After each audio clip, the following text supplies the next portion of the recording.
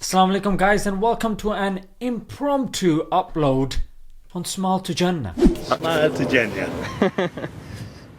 Right, so Boris had his interview today on the BBC, and the word Quran, actually the word Koran with a K, was trending on Twitter. So I had to check out what Boris has been bumbling on about now. Before we get into it, Boris Johnson was supposed to be interviewed by Andrew Neil, the same guy who interviewed Jeremy Corbyn.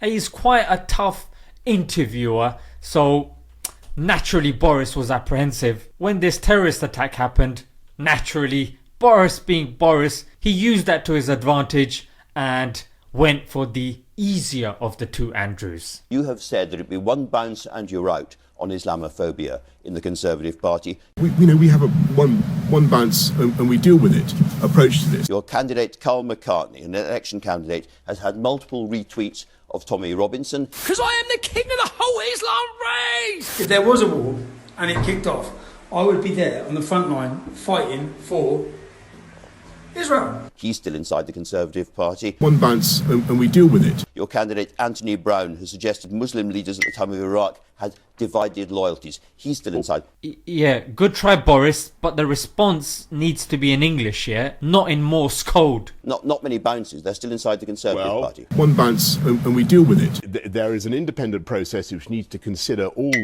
such accusations of prejudice of any kind, and we're ruthless about that. And if people are convicted, then they're out. Man, there's so much waffling here. I can taste the blueberries and maple syrup. But there was a prominent Conservative who said to any non-Muslim reader of the Quran, Islamophobia, fear of Islam, seems a natural reaction and indeed exactly what that text is intended to provoke. Judged purely on its scripture, to say nothing of what is preached in the mosque, it is the most viciously...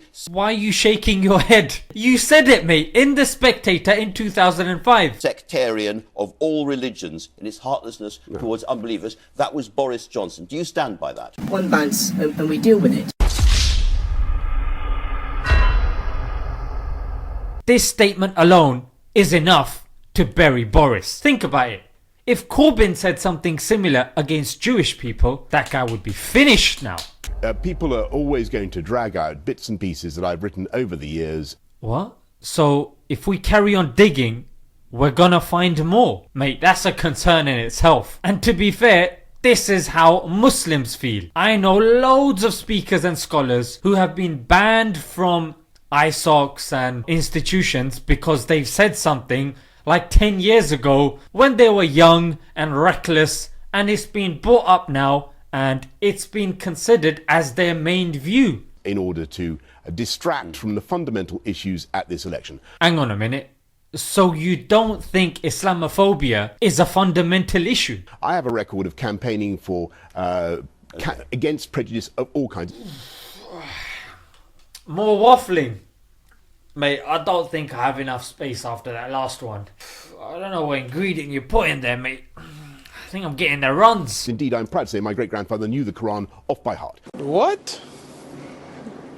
Bro, what are you talking about, man? Let me get this straight. So your father's father learnt the Quran, so it's okay for you and your party to make Islamophobic comments. That's like saying, Yeah, I got a mum and two sisters. I can't be a misogynist. or everyone's favourite, I've got a black friend. I'm not a racist. ladies and gentlemen, let's give it up for the future Prime Minister of the UK. You watch, people are still gonna vote for this guy. Until next time, guys. One bounce and we deal with it. Assalamu alaikum.